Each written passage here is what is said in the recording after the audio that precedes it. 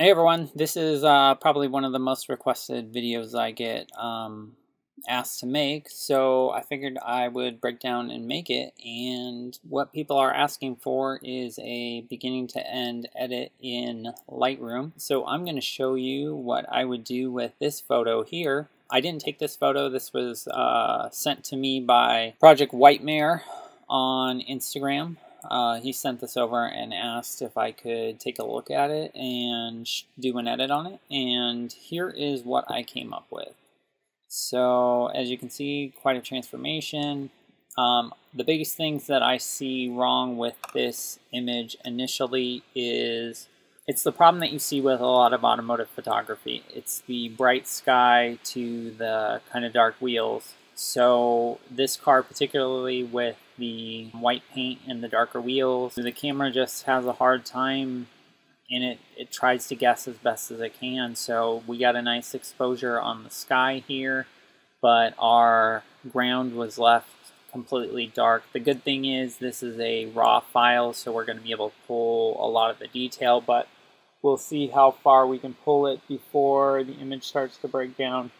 So let's jump right into it, and I will show you what my workflow looks like. The first thing that I do is I take care of the thing that is most obvious to me, or I work from one side of the photo to the other. So I think we're going to do that latter step right now. So we're going to work from the top down. So the first thing that I would do is I would grab this linear gradient tool. And if you click on Effect here, double click it, it gets rid of all the previous settings, so we can go in and set some new ones once we draw this out. And what I would do is I would draw from the top straight down to about there. And what we want to do here is we want to actually darken the sky up a little bit. We want to pull some more detail out of it, so we're going to pull the exposure down just a little bit. And the other thing we're going to do is we're going to enhance those blues, so we're going to change the white balance just a bit and get a little bit better blue color out of there, and we might actually pull that down just a little bit. I wasn't there obviously, but it looks like from the scene that this is probably at dusk, at sunset, so I'm going to make it look like at sunset. So the next thing I would do is I would grab the brush tool, and I would come right in here, and I would just paint in this area here. And what I would do with that is I want to make that a little bit more yellow. And I think I also want to bring the,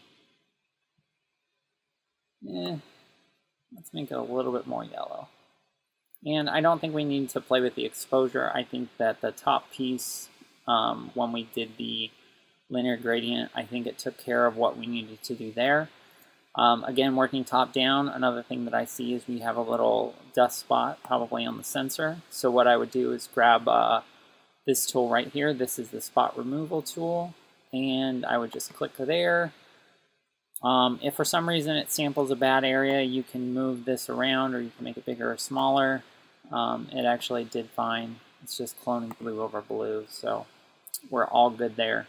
The next thing I would do is pay attention to the car here. So the first thing that I want to do is come here and grab this radial filter.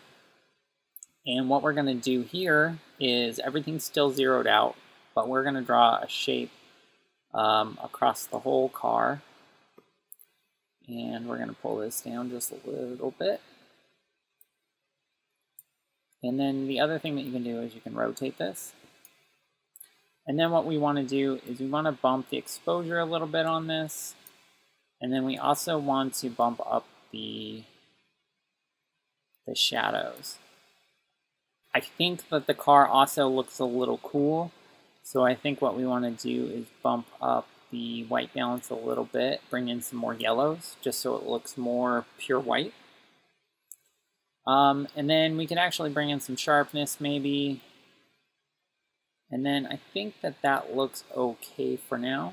That's good for the, actually, here, one more thing. Let's go in here and let's try to get some more detail out of the wheels. So we'll just draw another radial filter here. We'll bring up the exposure a little, and we'll bring up the shadows. And then we'll do another one in here. And this one probably doesn't need as much, so maybe just shadows on this one. All right, so I think we're looking a lot better already. So now we clicked out of there, so now we're going, any adjustments that we do, we're going to affect the overall image itself. So I still think we're a little bit dark, so we could probably bring up the exposure a little bit.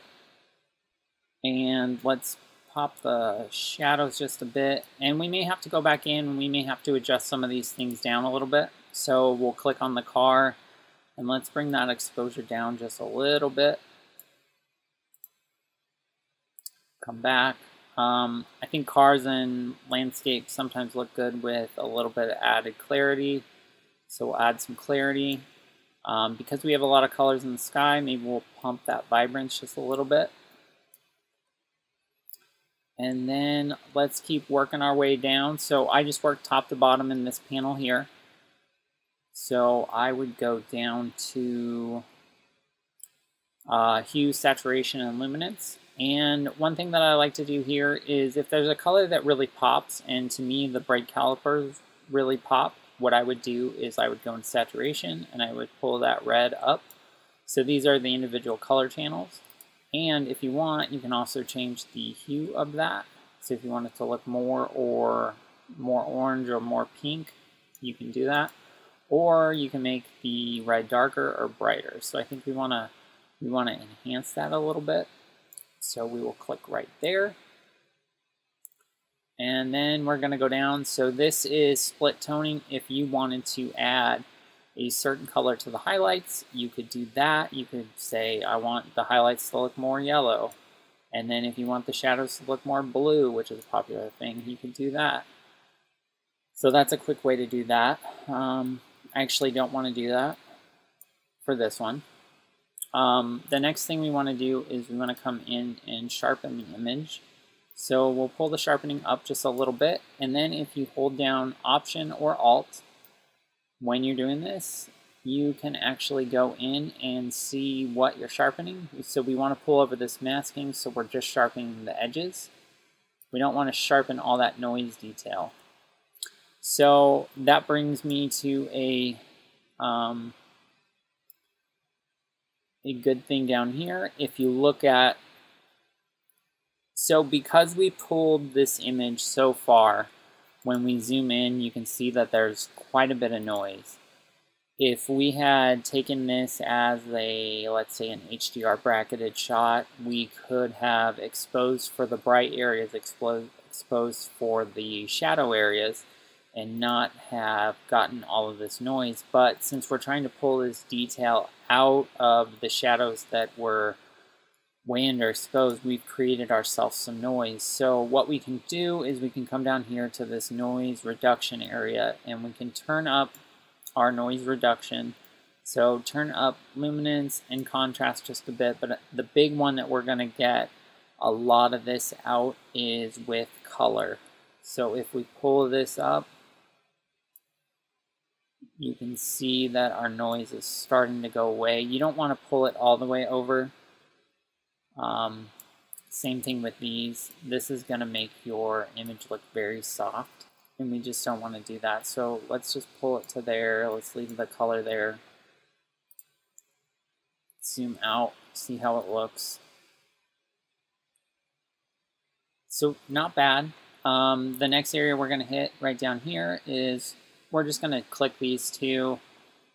If there's any chromatic aberration, it's going to take care of it. And that's when you zoom in and you see either pink, purplish, or green lines around the edge of your images. So this will automatically go through, detect that, and remove it. Enable profile corrections. What it will do is it'll search the lens and camera database, and it will look and fix vignetting from the lens and also any distortion. So we'll go ahead and click on that, and as you can see, there was a little bit of distortion in the middle. So it's going to pull that out for us. I personally actually like vignetting.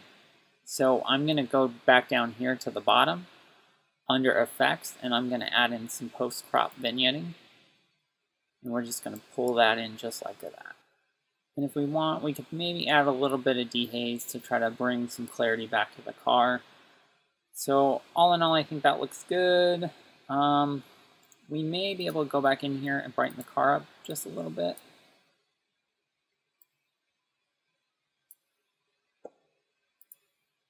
So I think that's pretty good. Definitely much better than our other shot. Let's go to this one really fast and let's reset this. So this is what it originally looked like. So let's check out our before and after. Here is our final shot. Here's what we'll look like before. So as you can see, quite a transformation in a short period of time. So hopefully this helps you. Hopefully this shows kind of the workflow that I would work through in Lightroom. And until next time, take care.